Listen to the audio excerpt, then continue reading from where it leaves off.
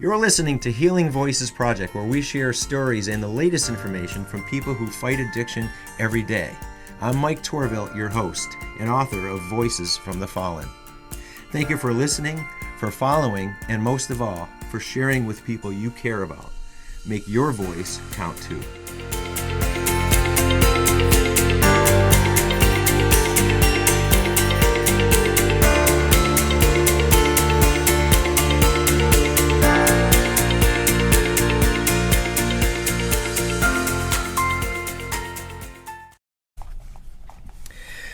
Hello, everybody. Thanks for joining us again here at Healing Voices Project. I'm Mike Torville, your host. Today, our guest is Jennifer, but Jennifer isn't here with us, at least not here in the studio. Jennifer is doing well. She's a friend of mine, but she just wasn't here to read her story, to tell her story. And her story in the book, Voices from the Fallen, is called A Fatal Secret, and it's about Jennifer's story. But here to read Jennifer's story is a good friend of mine, Courtney Caruso. Courtney, thanks for coming. You're welcome. And sharing Jennifer's story. And Courtney has been on before, too. Certainly, Courtney understands what it's like to go through addiction in her family, having lost her brother, Ryan, and also her nephew. And several years ago, Courtney has shared her story in an earlier episode that we did a couple years ago. Mm-hmm. But certainly you have a great understanding, more than most. So I appreciate you reading Jennifer's story, being here with us today. And again, this is a story that it's called A Fatal Secret. And, you know, families find ways of dealing with addiction, and sometimes they find ways to not deal with addiction. And this is one of those where the consequences of not dealing with the story, with the situation, and seeing what results from it. And it's called A Fatal Secret, Jennifer. On my 22nd birthday in May of 2012, I was telling my mom's friend Kathy I was looking for another job. She knew I had some experience in bartending and suggested that I apply at a restaurant where she worked. The next day I met her manager and was hired on the spot and began working the next day. I had no idea how much this decision would alter my life. Over the next few weeks, I got to know a few regulars, especially one of the group of guys who came in for a few beers after work. One of the guys noticed that I was new and asked my name. Jennifer, I said, but everyone calls me Jen. Okay, Jen, he acknowledged. I'm Fred, and these are my friends Dave and Mike. It's nice meeting you, Fred, I answered, and you guys too. I only remembered Fred's name because he stood out. I overheard Fred asking the others for a ride home, but he wasn't having much luck. I asked where he lived, and when he said he was in Springfield, I told him it was on my way home to Agawam. I offered to give him a ride if he didn't mind waiting for an hour and a half for my shift to end. After serving a handful of customers, along with a few more beers for Fred, it was time to go. We were barely in the car a minute when Fred offered to return the favor. You want to smoke a little weed? He asked. It's the least I can offer, and he quickly said before I answered. We had spent some time in the driveway smoking some weed and talking. He had told me he had worked at a hospital down the street and his car was wrecked into an accident. Fortunately, the hospital was a short walk from the restaurant. He came by again by himself a few nights later. Where are your friends? I asked. I didn't ask them to come tonight, he said. I just felt like being by myself. He paused and then he added, and maybe a little time with you? He had got my attention, but all that came out was, do you need a ride again? If you can, yes, he admitted, and realizing his error, he hastily added, but that's not why I came. I thought I might keep you company. I gave him another ride, and he took my phone number. The read for a ride deal was working out well, and I became a regular thing. Fred eventually got into his car back, and by then, we were inseparable, and soon we were spending time together outside the restaurant. By mid-August, I told my mom and my dad I was moving in with Fred. I was the last of their 4 children living at home, and that did not make it easy. My 3 brothers were all married with children, and I was leaving my parents alone for the first time in almost 40 years, but it was time for me to go out on my own. Fred and I were comfortable just hanging out with each other, chilling out at home, smoking, and having a few drinks. And just before Christmas, we found out that I was pregnant. I stopped drinking and smoking immediately, thinking that I could easily wait another 6 or 7 months. Fred and I had planned a small, simple wedding for February before I showed.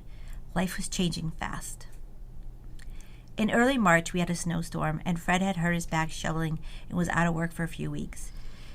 He was told to rest and take some Percocet for the pain. He spent a lot of time on the couch, but he was pain-free. And other than being sluggish, I saw no noticeable difference in his personality when he took the pills. Over the spring, he did manage through it with no issues at all. In mid-July, a month before my due date, I had a toothache and I went to the dentist. And he said it needed to be pulled, but I wanted to wait until after I had the baby. Maria was born in August of 2013, and in September I got my tooth pulled. Now I was the one with a Percocet prescription, and the pain disappeared like magic, and I loved it. The energy, the euphoria was like flipping a happy switch on. Fred kept telling me, "Slow down with the perks, Jen." But I was skinny, and he was double my weight, so it never seemed to affect him the same way. He was stronger, and I looked for him for guidance, so I tried to take his advice. And on the other hand, I needed the energy to take care of Maria. I became fidgety. I couldn't sleep at night, and I needed to sleep more during the day. I told the doctor, and he stopped the prescription. He gave me something else. I don't remember what, but it did nothing for me. And Fred said that he had a couple friends at the hospital who might be able to help us out. And the next thing I know, he came home with a bottle of Oxycontin pills. He admitted he didn't want me taking them, but he thought I could slowly decrease the dosage and get back to normal over a few weeks. It seemed like a great idea, and I appreciated his trust. But in hindsight, I was naive and unrealistic. Things got worse quickly. I was sweating at night, felt nauseous, jittery. I talked about quitting, but I knew I couldn't. And instead of reducing my daily intake as we had discussed, the opposite happened. I couldn't function without the pills, and I was getting sick if I didn't take them. And I needed more and more just to function normally. I went back to work hoping it would help, but it didn't. I didn't want Fred to know, so I asked a coworker at the bar about getting more Oxy. And she came through with my needs, but it wasn't cheap. Fred worked days and I worked nights, so I could take the pills without him even knowing. My mom would watch Maria for the overlapping hours, and she also had no idea. And during this time, Fred and I didn't see each other much or even talk until the weekends, so I hid it well. When Maria was about a year old, Fred had hurt his back at work. His doctor prescribed Oxycontin and told him to rest for 2 weeks. Now, both of us were taking it, and we ran out quick. He convinced his doctor, who he had knew from working at the hospital, to give him a refill. And when that ended, he reached out to friends who had connections on the street. They led us to this guy who owned an auto body shop with a private room in the back where he hid his stash. Now it was even more expensive, especially to support both of us. We didn't go out, we kept expenses tight, and somehow we managed our priorities, as misguided as they were. The problem was that both of us became tolerant and needed more. It wasn't so much to get high as it was to stop getting sick. We would crush the pills and snort it from a tiny spoon for a quicker effect. The regular visits to this auto body shop went on for almost a year. Kathy, a family friend and coworker. I saw a change with Jen.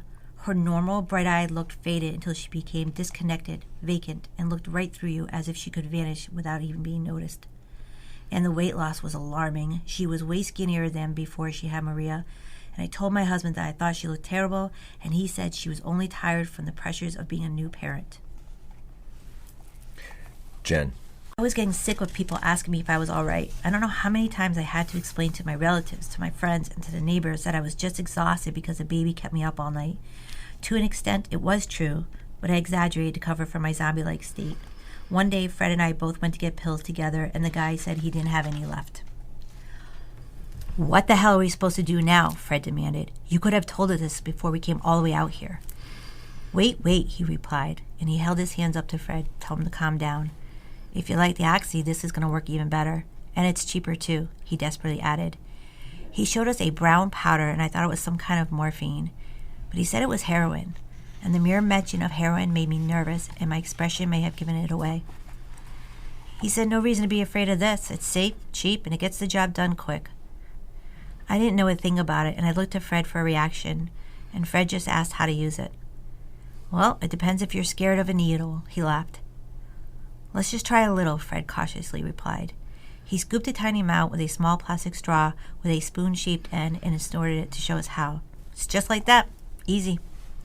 I looked to Fred for his reaction as he nodded in approval. I was apprehensive but so desperate for relief, so after watching Fred sniff a pea-sized mound, I did the same. It worked all right. This guy suggested shooting in our arms for a quicker effect. "Let's give it a shot," Fred answered without a hesitation. The guy helped him stick the needle into his forearm and showed him how to press the syringe. And then Fred did it for me. I was nervous, but I trusted him. I extended my arm, I closed my eyes, and I waited. I sank in the chair with this instant relief. All my pain, tiredness, and cares went away. Kathy. I knew something was wrong. After so many months, the being tired excuse was a cover-up. I had been a heroin addict for 25 years before, and I knew the look. Too many of my friends had died from a heroin overdose, and I wasn't about to watch one more die. My old boyfriend, once a vibrant, intelligent person who spoke 3 languages and had his own business, is now permanently brain damaged. He's still incapable of holding a job after all these years, and my best friend lost both her brothers in their 20s. So no, I wasn't just going to fade away, close my eyes, and hope that things changed on their own. I asked Jen's mom about her condition, and she was oblivious, or conveniently in denial, but I wasn't sure which.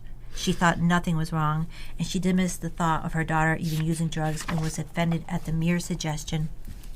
I went to Jen directly, and she denied using anything. Heroin addicts are bad liars. I know. I lied all the time and thought everybody believed me. But I didn't believe Jen. I asked Fred, and he didn't want to talk about it either. I was going to be dead-ended, but I could not give up on Jen. Jen. We were done with the pills. After a few months, we lost trust in our seller, thinking that we were getting ripped off.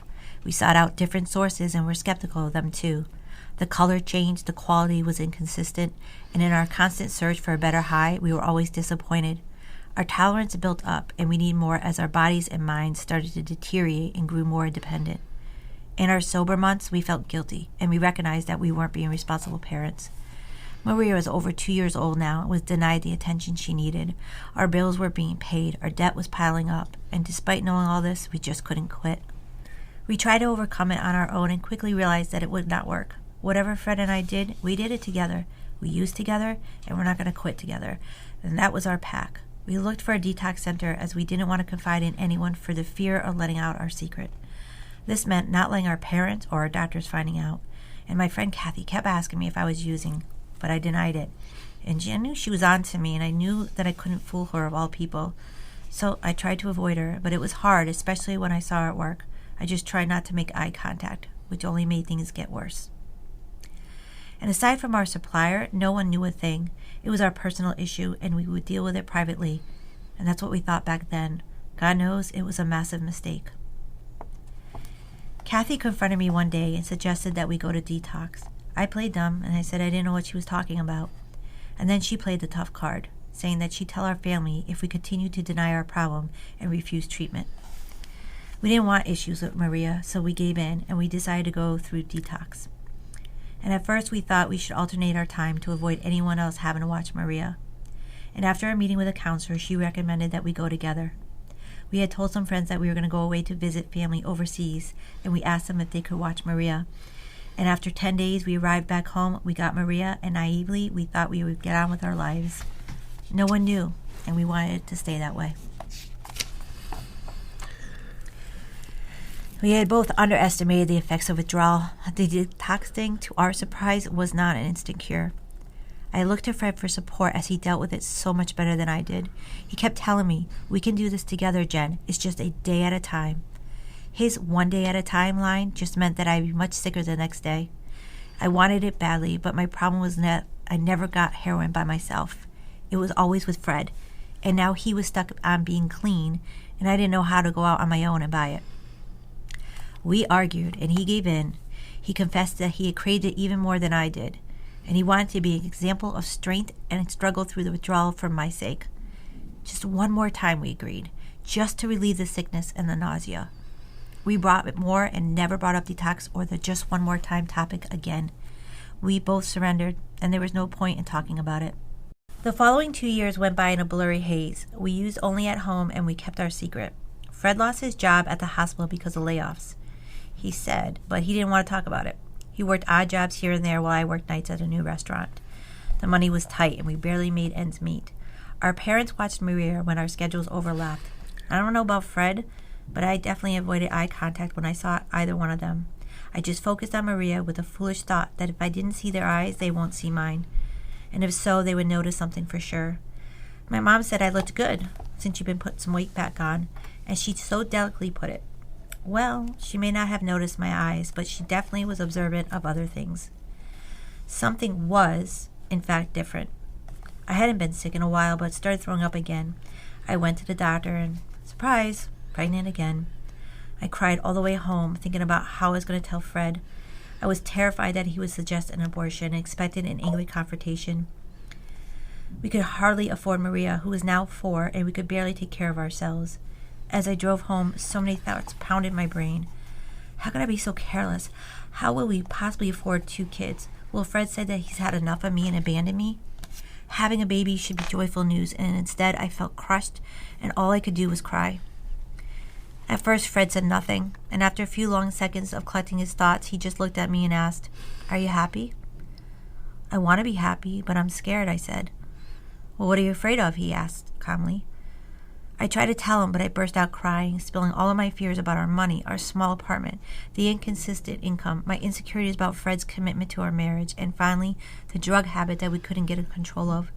He held me as I cried, patiently waiting for me to finish blubbering on and on. "Remember, Jen, we do everything together. I love you and will love this child more than all the things that bother you, and we'll get through it together," Fred said. I was overwhelmed with relief and had a hard time catching my breath after crying so much. "I'm not scared if you're with me. I'm just happy knowing that." I knew what to expect with the pregnancy, except for one difference. Last time I wasn't a heroin user. Stopping an addictive drug habit was much harder than giving up smoking and drinking, and I had another person to think about now. Kathy. Jen told me she was pregnant again, and I told her that drug use can have a devastating effect on the baby. I insisted that she immediately go to detox and counseling. She easily agreed, and I helped her get admitted ASAP. Jen. I did some research and learned more about the severe consequences that drugs can have on a mother and their unborn child. Heroin addiction can lead to physical and neurological disorders or even stillbirth. I read that if I wanted to give birth to a healthy baby, I should have detoxed a year before pregnancy. But it was too late for that because I was determined to have a safe, healthy, and sober pregnancy. Withdrawal was, again, more difficult than expected. Dealing with depression, fatigue, night sweats, and nausea was not a fun time. I went into a residential detox where they accommodated expectant mothers.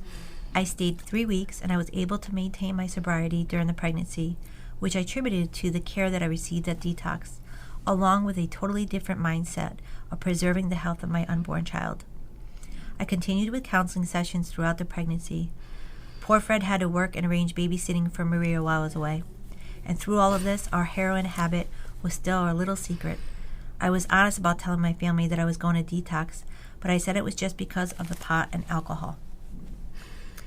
Fred continued to use. He'd come home from a night out with his friends, and I'd see that faraway look in his eyes, and I knew what he was up to. I'd remind him of the conversation we had about supporting each other and getting through this together, and he would just say, I know, I've been good most of this time, and I have it under control." I wanted to believe him, and honestly, I tried to. His recreational relapses became more frequent and intolerable, and I insisted that he go to rehab. That discussion started a very painful period where Fred and I couldn't have a conversation without fighting. We had reached a breaking point, and he had moved out. And after a few months, I allowed him to come back under the condition he goes to rehab and the methadone clinic. My due date was just under 2 months away, and I needed him to be present and sober when our child was born. When Fred came home from rehab, he looked better than he had done in a long time, and for the first time in years, I truly felt that we were finally in a good place. Nick was born in July of 2018, and we were overjoyed with happiness. Maria, now almost 5, looked happier too. We hadn't realized the effect on our habit until we saw the difference in her behavior and her personality. 3 months later, my father died of cancer, and I didn't cope well with his death, and I began drinking. I was tempted to go back to drugs, but used every ounce of strength I had to avoid it. Instead, I drank more and more by the day.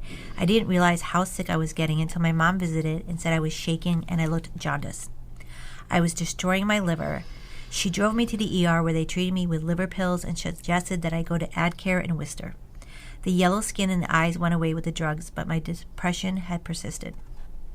I couldn't take it anymore, and I started taking pills. A few weeks later, back to the needle. I remember very little of the months that followed. Christmas came and went in a haze, and during the cold, dark winter, my depression had hit a low point where I had no desire to wake up in the morning and dreaded each day. I resisted calling my counselor because I was ashamed. I felt like I let her down, along with everyone else who had supported me. They worked so hard, and they had so much patience and never gave up on me. And finally, in late January, I swallowed my pride and called. I couldn't stop apologizing, but they said that they see it all the time and they were incredibly understanding. The good news, they said, was that I called, and they were there to help me again, no matter what. I went away for another 10 days, followed by regular counseling sessions and a methadone treatment plan. With methadone, I thought, I'll be okay in 10 days, as if it's an instant cure. Well, not quite. Methadone, I learned, is damage control, and although not perfect, it's far better than taking the risk of using street drugs. Methadone is a maintenance program intended to go on for months or years. It is a much safer option as the treatment is supervised, and doses are controlled, and it's taken orally versus a needle. You never know what you're going to get on the street, especially with fentanyl in the mix. I went every day, and after a few months, I decreased my dosage by 10% each month. I had trouble sleeping and gained a little weight, but slowly weaned off the cravings. And after a year, I just stopped. I'm not sure what came over me, but I no longer had the desire.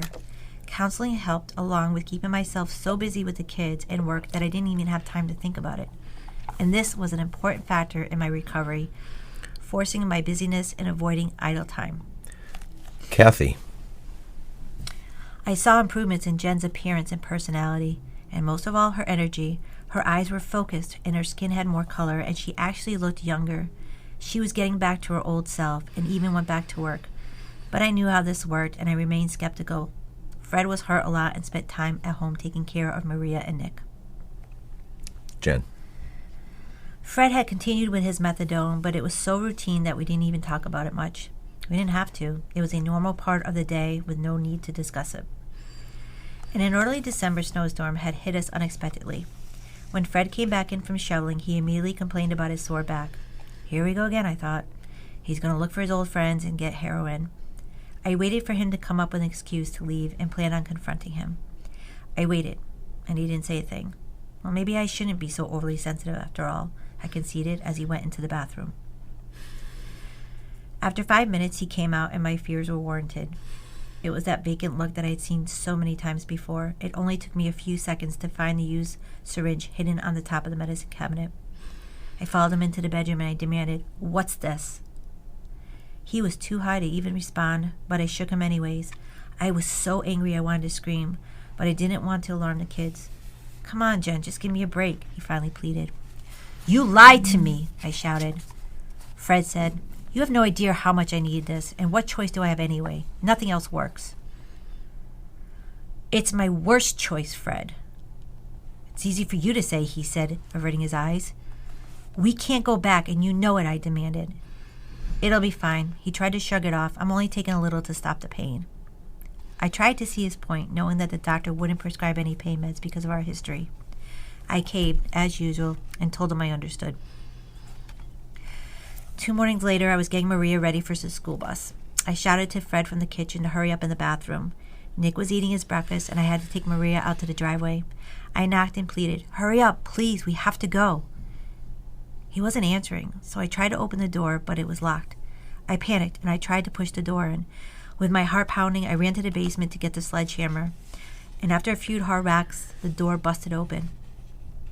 I was unprepared for what I saw. The sight of Fred on the floor, lifeless, with his eyes wide open, had shocked me. I dropped to my knees and I touched his face. Seeing the syringe on the floor and the band around his arm, I just immediately knew he had overdosed on heroin. My husband and the father of my children was dead. I wanted to scream, but I knew I had to shield Maria and Nick from seeing their father lying there. I closed the door with my heart racing. I took them both outside and I couldn't even breathe. I needed to get air to compose myself. I started to call 911, but then something stopped me. Wait, I thought, I can't have the kids see all this commotion. I had one other call to make first. "Mom, there's been a terrible accident," I said calmly as possible. "Fred collapsed in the bathroom and I think he's dead. I need you to come and get the kids right away." "What?" she cried. "Did he have a heart attack?" "I think so. Just please come over now." I reflexively went along with my mom's heart attack question, avoiding any need to explain the truth. While waiting outside, Maria started asking questions, and I gathered all my strength that I had to keep composed. "Why did you break the door down, Mommy, with a hammer?" Dad was feeling sick, so I had to get in there to help him, but he just couldn't open the door. Was he okay? Can I see him? Maria asked with that look that almost made me burst into tears. Not now, Maria. Grandma's going to come get you, and you're going to be with her for a while I try to help your daddy. He just needs to rest a little, okay? My heart was beating so fast I couldn't even bear another minute of pretending to be okay. I just wanted to collapse myself. And just then, my mom pulled up and took them away. I'll call you as soon as I can, I said hurriedly. As soon as they pulled out, I ran into the house and I called 911. I came back outside and then and again, not knowing what to do with myself. I instinctively thought I should remove the syringe and take the band off his arm, but then I hesitated. Seeing that band still around his bicep struck me as odd. The first thing you do is tug away with a second of it drawing the needle. So if he didn't even have time to do that, it must have had hit him instantly. The police would ask questions and soon figure out that I was hiding something, so I decided to leave everything as it was. I couldn't take one more second inside that house, and I went back outside. So many thoughts raced through my brain. I can't tell truth to the police, another version to my family. How am I going to continue to say Fred had a heart attack? And suddenly a crushing sadness came over me. Here I was thinking about lying again while my husband was dead in the bathroom. I couldn't be honest with the police and lie to my family. They would soon know enough, and I would have to come clean. I started shaking and wanted my mom to be with me so bad. I wanted my brothers, just somebody, but I was alone, crying and waiting. I closed my eyes, hoping that it was all just a bad dream. Just 20 minutes ago, I thought we were all going to go about our morning routine, and now Fred's lying there dead, and it was my fault. I shouldn't have given in the other night. Fred seemed to have control of it, like always. How could he not know this was going to happen? When the paramedics came, they expressed their condolences and asked several questions and took him away. The police asked me for a statement. Once they all left, I knew the hard part was ahead. I had to tell Maria and Nick that their dad had died. At their age, I couldn't bring myself to tell them the truth and would have to just say he was sick. The heart attack story makes the most sense for them, I thought while I was driving to my mom's house. I told Maria news that her dad had died of a heart attack. Nick was too young to understand. I could not contain my emotions any longer, having held them off for almost an hour. We all cried in the kitchen until I realized I had to make more phone calls to deliver the bad news. The next few days were just a blur of making funeral arrangements and answering questions about Fred's health. When a friend offered to watch Maria and Nick, I decided to tell my family the truth about Fred. There were hard questions to answer, like, did you know that he was using, and how long has he been doing this? Did you use with him? I confess I used, but I said I had been clean for a year after completing the methadone treatment. At the funeral, people expressed their shock with more questions and difficult answers to share. My brother John asked the hardest question of all, why didn't you just tell us? Maybe I was afraid to, I answered. What were you afraid of? I said, I don't know. Maybe we could have helped, my brother interrupted. I was thinking about the kids and what might have happened if anybody knew. He just glared back at me and said, yes, we are here at their dad's funeral. He quickly apologized, but he made his point. That point had stuck with me every day since. What was I so afraid of? Whatever consequence I might have faced, whether it was my family being mad at me, or Fred having to go to rehab, or my worst fear if Maria and Nick were taken from us, it would have only been temporary.